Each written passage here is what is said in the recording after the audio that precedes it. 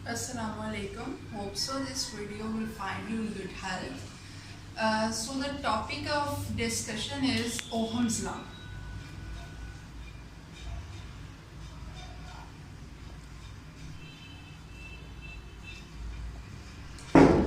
Physics के अंदर हमारे पास जैसे एम्पियर्स लॉ है, मैक्सवेल लॉज हैं, इसके अलावा हमारे पास लेंजेस लॉ है। ये मैं बहुत इंपॉर्टेंट लॉज की बात कर रही हूँ। फिजिक्स के अंदर आपके जो लॉज होते हैं, एक तो वो कॉन्सेप्ट के हवाले से बहुत मैटर कर रहे होते हैं, दूसरा अगर आप कहीं बोर्ड के एग्ज़ाम्स हैं तो उसके अंदर बहुत मैटर कर रहे होते हैं। उसके अलावा अगर आप कोई पीपीएससी का या एनटीएससी कोई भी इस तरह के एग्ज़ाम्स देते हैं तो उसके अंदर आपके पास सब सब्जेक्ट्स में से सवाल आते हैं और उसके अंदर लाजमी लॉस को जो है वो फिज़िक्स के केस में फॉलो किया जाता है। ठीक है जी। अब हमारे पास है कि ओहम्स लॉ क्या है और ओहम्स लॉ फिज़िक्स में क्या इसकी स्टेज ऑफ सिग्निफिकेंस है और ये क्यों ज़रूरी था। तो जी सबसे पहले हमारे पास जो ओहम्स लॉ है उसका सिग्निफिकेंस फिज़िक्स में इस वजह से है कि आप फिज़िक्स के अंदर मोस्टली फिज़िक्स के अंदर हम जिसके साथ डील कर रहे होते हैं वो चीज़ हमारे पास होती है इलेक्ट्रॉनिक सर्किट्स। ठीक है जी। इलेक्ट्रॉनिक कह लें, इलेक्ट्रिक कह लें, तो जो हमारे पास इलेक्ट्रिक या फिर इलेक्ट्रॉनिक सर्किट्स होते हैं उनके साथ ये डील कर रहा होता है। ठीक है जी। अब हमारे पास जो ओहम्स लॉ है वो क्यों इलेक्ट्रॉनिक सर्किट्स के साथ या इलेक्ट्रिक सर्किट, आपकी जो फिजिक्स है ना वो सारे के सारे सर्किट्स के इर्द गेट्स के इर्द घूम रही होती है और ये लॉज उसके अंदर बहुत अहम है। इसके अलावा इसके अंदर हम तीन चीज़ों की बात करते हैं। ओहम्स लॉ के अंदर हम तीन चीज़ों की बात करते हैं और ये तीन चीज़ें इसके अंदर बहुत ज़्यादा, बल्कि इनफैक्ट अगर आप बात करें कि फिज़िक्स के अंदर तो ये फिज़िक्स के अंदर ही बहुत ज़्यादा अहमियत की हामिल है। उसके अंदर जो सबसे पहली चीज़ है वो हमारे पास है करंट, मीन्स आपकी इलेक्ट्रिसिटी। ठीक हो गया। जो करंट है जिसका सिंबल हमारे पास आई होता है और अगर मैं उसकी यूनिट की बात कर लूँ तो वो एम्पियर होता है। ठीक है जी। तो ये करंट के साथ डील कर रहा होता है। दूसरी जिस क्वांटिटी के साथ ये डील कर रहा होता है वो जी है वोल्ट मीटर। ठीक है जी। जहां से हम किस चीज को मेजरली सर्किट्स के अंदर ये वोल्ट मीटर के साथ डील कर रहा होता है, जिस चीज के साथ ओहम्स लॉ बेसिकली डील करता है वो आपके पास होता है वोल्टेज डिफरेंस। ठीक है जी। वो आपके पास क्या होता है, वोल्टेज डिफरेंस। अगली जिस चीज के साथ ओहम्स लॉ डील कर रहा होता है वो है आर फॉर रेजिस्टेंस। और रेजिस्टेंस की अगर बात की जाए तो रेजिस्टेंस होती क्या है, रेजिस्टेंस बेसिकली एक फोर्स है। ठीक है, मज़ाहमती फोर्स। यानी जब कोई चीज़ देखें, कोई इंसान अगर आज मुझे हिट करेगा तो सबसे पहले मैं क्या करूँगी, मैं उसको उसके ऑपोजिट वे में हिट करूँगी, मैं फोर्स लगाऊंगी, मैं उसे रोकने की कोशिश करूँगी। That is the resistance force, that is basically the resistance. कि कितनी आप क्या आप मज़ाहमती अपना अमल करते हैं और वो कितना अमल होता है। ठीक है जी। अब वोल्ट मीटर यानी कि वोल्टेज डिफरेंस और इसके अलावा आपका जो है वोल्टेज डिफरेंस कह लें, पोटेंशियल डिफरेंस कह लें, एक ही चीज़ है जी। करंट की बात कर लें, ठीक है, और रेजिस्टेंस, ये तीनों चीज़ें आपस में किस तरह से रिलेट है। ओहम्स लॉ जो है इसकी स्टेटमेंट हमें ये बताती है कि potential difference across a circuit or a potential difference across a circuit where current is flowing is directly proportional to current and inversely proportional to resistance। यानी ये जो आपका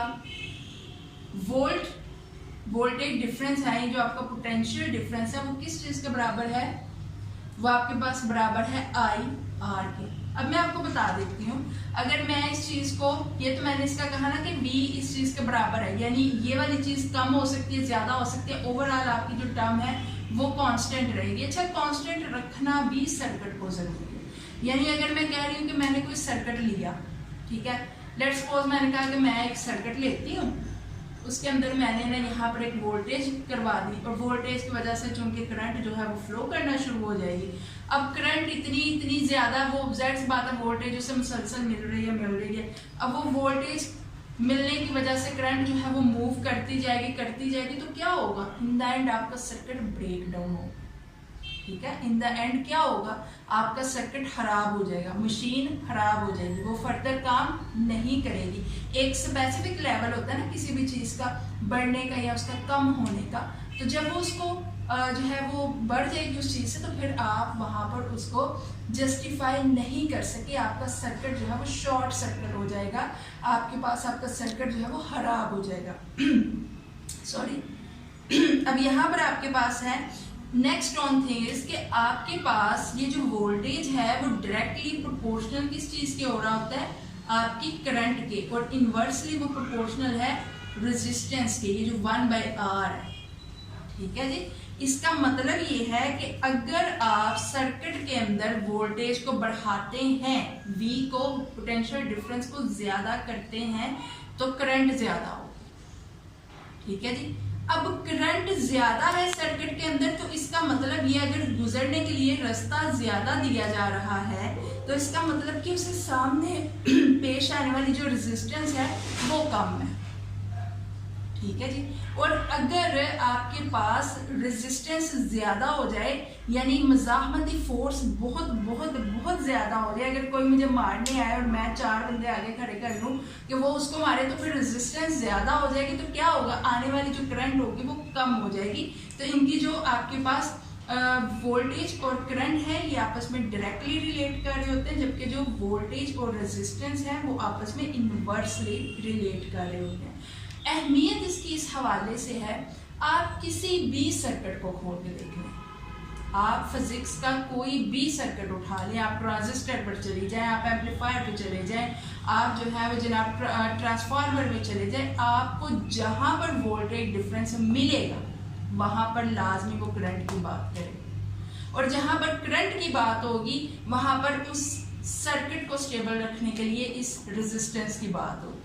ठीक है, तो फिजिक्स के अंदर मोस्ट फंडामेंटल जो कॉन्सेप्ट और जो लॉ समझा जाता है वो ओहम्स लॉ है। उसका रीजन ये है कि आप कहीं पर भी किसी भी जगह पर जाके अपने सर्किट्स को डिफाइन नहीं कर सकते अगर आप उसकी बेसिक्स में ना जाए, अगर आप उसमें ये जस्टिफाई ना कर पाए कि करंट कहाँ पर कम है, कहाँ पर ज्यादा है, आपका वोल्टेज कैसे आ रहा है, आपका वोल्टेज कम है ज्यादा है, रेजिस्टेंस जो मज़ाहमती फोर्स है पेश आने वाली वो कम या ज्यादा है, तो आप उसको जस्टिफाई नहीं कर सकते अगर आप ओहम्स लॉ नहीं करते। ठीक है जी, तो ओहम्स लॉ की अहमियत तो बहुत ज्यादा है फिजिक्स के अंदर। अब ओहम्स लॉ जो है ना, कुछ डिवाइसेस इसको फॉलो कर रही होती हैं, कुछ इसको फॉलो नहीं कर रहे होते, तो ये 2 कैटेगरीज में आपके पास ओहम्स लॉ डिवाइड हो रहा होता है। ठीक है जी, उसमें आपके पास जो पहली है वो आपके पास है ओहमिक डिवाइसेस।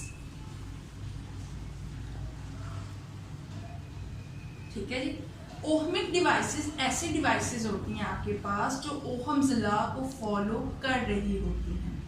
ठीक है जी, फिजिक्स के अंदर आप ओहमिक डिवाइसेस ऐसी चीज़ों को, ऐसी एशिया को, ऐसी डिवाइसेस को कह रहे होते हो जो कि आपके पास किस चीज़ को फॉलो कर रही होती हैं, ओहम्स लॉ को फॉलो कर रही होती हैं। उसके बाद इसके एग्जाम्पल में आप ना ये कह सकते, अच्छा इसमें एक आपके पास बज़ दफ़ा ना वो ग्राफ की मदद से भी शो कर देता है इस लॉ को कुछ इस तरह से। ठीक है जी, ये देखें, सही है, वो कहता है कि V बटा I बटा, ये चीज नोट करें कि I भी बढ़ रहा है, V भी बढ़ रहा है। ठीक है, तो आपके पास यहाँ पर भी ये शो करता है कि V और I आपस में डायरेक्टली है। अब जो ओहमिक डिवाइसेस हैं उसकी आपके पास एग्जांपल में जो चीज आती है, आप सर्किट्स ले लें, आप ह्यूमन बॉडी को ले सकते हैं। ठीक है, बॉडी, इसके अलावा जो हमारे पास कुछ ऐसी डिवाइसेस होती हैं, बिकॉज एवरीथिंग इज पॉसिबल, आप परफेक्शन की तरफ तो नहीं जा सकते ना, तो हर चीज पॉसिबल होती है। आपके पास कुछ ऐसी डिवाइसेस होती हैं जो ओहम्स लॉ को फॉलो नहीं करती, उन्हें आप कहते हो कि ये नॉन ओहमिक डिवाइसेस। ठीक है, जिसमें आपके पास फिलामेंट्स आ जाते हैं, टंगस्टन फिलामेंट्स आ जाते हैं, तो ये सारे उसके एग्जांपल्स में आते हैं। ETC आपके पास नॉन ओहमिक डिवाइसेस ऐसी डिवाइसेस हैं जो इस चीज को फॉलो नहीं करती, ठीक है जी। वो हो क्या रहा होता है कि ओहमिक डिवाइसेस के केस में आप कहते हो कि V जो है वो आपके पास I के साथ डायरेक्टली वैरी कर रहा है, ठीक है। तो इसका मतलब कि समहाउ यहाँ पर रेजिस्टेंस तो देखिए सर्किट में मौजूद हो, वो तो लाभ में मुल्जिम बात है, उसको आप कम या ज्यादा भी कर सकते हो, वो उस चीज के हिसाब से होगी। लेकिन जो आपके पास नॉन ओहमिक डिवाइसेस होती हैं वो बेसिकली इस चीज को फॉलो कर रही होती हैं, यानी आपके पास I और V। वो ये नहीं होता कि आपने नीचे से उसका, वो आपके पास बेसिकली ये होता है कि आपके पास V और I बढ़ रहा होता है, लेकिन एक सर्टेन लेवल पर जाकर वो बढ़ना बंद कर देता है, ठीक है। दैट इज इस वे में वो आप कह रहे होते हैं कि वो डायरेक्टली यहाँ पर वो वैरी नहीं कर रहा, तो इसका मतलब कि वो यहाँ पर ओम्स लॉ को फॉलो नहीं कर रहा। ऐसी जो आपके पास डिवाइसेस होती हैं उन डिवाइसेस को हम कह रहे होते हैं कि ये नॉन ओहमिक डिवाइसेस हैं, ठीक है जी। तो ये तो हो गया था ओहम्स लॉ और उसकी डिवाइसेस। लेकिन एक लास्ट पॉइंट जो हमारे पास रह गया जो स्किप नहीं करना आपने, ठीक है। ओहम्स लॉ के अंदर आपने 3 चीजों का कॉन्सेप्ट देख लिया। आपने कहा कि आप वोल्टेज डिफरेंस की तरफ आ गए, आपने करंट की बात कर ली, रेजिस्टेंस को देख लिया। एक लास्ट थिंग है, ये बहुत अहम है, दैट इज द टेम्परेचर। अब आप कह रहे होंगे टेम्परेचर कहाँ से आ गया, क्यों? क्योंकि हम लोग क्या करते हैं, रट्टे की तरफ जाते हैं और रट्टे में हमने ये रट्टा होता है कि V = IR, ठीक है जी। लेकिन वहां पर और भी बहुत सारे फिनोमेना उस टाइम के ऊपर, because we are dealing with physical things. Physical things में फिजिकल प्रॉपर्टीज भी इंक्लूड होती हैं। आपके पास जो टेम्परेचर है वो फिजिकल प्रॉपर्टी है, यानी आप जब सिस्टम के साथ कुछ छेड़खानी करते हैं तो उसके टेम्परेचर में कमी या ज्यादती होने का खतरा होता है। अब जैसे आपने कहा यहाँ पर हम बात कर रहे थे कि V = IR, ये तो हो गया ओम्स लॉ। अब मजे की बात यह है कि टेम्परेचर कहाँ पर एक्ट करता है, क्योंकि हम कहते हैं कि जी पोटेंशियल डिफरेंस 2 चार्जेस के दरमियान का फासला है। चूंकि एक चार्ज पॉजिटिव हो गया, नेगेटिव हो गया, तो हमें पता है कि पॉजिटिव जो है वो मोर पोटेंशियल पर है एज कम्पेयर टू नेगेटिव, ठीक है, और एज कम्पेयर टू नेगेटिव। और हमारे पास हम कह रहे होते हैं कि I क्या है, charges with respect to time, यानी कितना चार्ज कितने वक्त में बह रहा है। रेजिस्टेंस को हम कह रहे होते हैं ये मज़ाहमती फोर्स है बेसिकली, ठीक है, जो कि आने वाली डायरेक्शन के ऑपोजिट डायरेक्शन में लग रही होती है। इस चीज को भी याद रखें कि जो डायरेक्शन में, जिस डायरेक्शन में आप फोर्स लगा रहे हैं, ये उसके बिल्कुल ऑपोजिट डायरेक्शन में एक्ट कर रही होती है। अच्छा, आगे अब चलते हैं कि हमारे पास जो टेम्परेचर है वो किस तरह से इस लॉ के अंदर उसका इन्फ्लुएंस है, ये किस तरह से वो एक्ट कर रहा होता है, ठीक है जी। अब देखें कि हमारे पास, लेट्स सपोज हमारे पास ये बॉक्स है, ठीक है जी। इस बॉक्स के अंदर हमारे पास पड़ा हुआ जनाब, ये हमारे पास है करंट। क्योंकि हमने यहाँ पर V अप्लाई किया, समहाउ मैंने यहाँ पर अपने सर्किट को, इस बॉक्स को मैंने बाहर से एनर्जी दे दी, यानी यहाँ या लेट्स सपोज मैंने यहाँ पर कोई अल्टरनेटिंग सिग्नल जो है वो दे दिया, तो उसके पर्सपेक्टिव यहाँ पर करंट बहना शुरू हो गया, यानी एनर्जी आ, और समहाउ यहाँ पर रेजिस्टेंस भी आ जाएगी, ठीक है। करंट की जो बात हो रही है तो रेजिस्टेंस कहाँ पीछे रहेगी, वो भी आपके सर्किट में मौजूद होगी। अब ये तो थी जी आपके पास करंट, ठीक है जी। करंट का मतलब क्या है, फ्लो ऑफ इलेक्ट्रॉन्स, ठीक है जी, विद रिस्पेक्ट टू टाइम, ऐसी बात है। अब जो आपका फ्लो ऑफ इलेक्ट्रॉन्स है, जब आपने रेजिस्टेंस देनी है तो रेजिस्टेंस का क्या मतलब होता है, उसका मतलब ये होगा कि आया वो इन इलेक्ट्रॉन्स की या तो एक्सपेंशन कर दे, या वो इनकी, या वो इसको एक्सपैंड कर दे, या इसको कंडेंस कर दे, ठीक है, या वो इसको फैला दे, या वो इसको करीब ले। अच्छा, अब होगा क्या कि जब वो इसको फैलाएगा, यानी आप रेजिस्टेंस को कम करोगे, इलेक्ट्रॉन एक दूसरे से दूर दूर जाएंगे। चूंकि इलेक्ट्रॉन्स एक दूसरे से दूर दूर जाएंगे तो क्या होगा कि आपके पास इलेक्ट्रॉन्स का जो दरमियानी फासला है वो बढ़ेगा और उसका टेम्परेचर आपस में कम हो जाएगा। इसी तरह जो आपके इलेक्ट्रॉन्स हैं जब वो करीब आएंगे, कोलिजन्स होंगी, यहाँ पर आपके पास V इंक्रीज होगी which is equal to 1/kT, directly temperature के साथ रिलेट कर रही होती है, तो आपके पास टेम्परेचर बढ़ना शुरू हो जाएगा। तो टेम्परेचर का जो डायरेक्टली इन्फ्लुएंस होता है वो यहाँ पर वो रिलेट कर रहा होता है रेजिस्टेंस के साथ।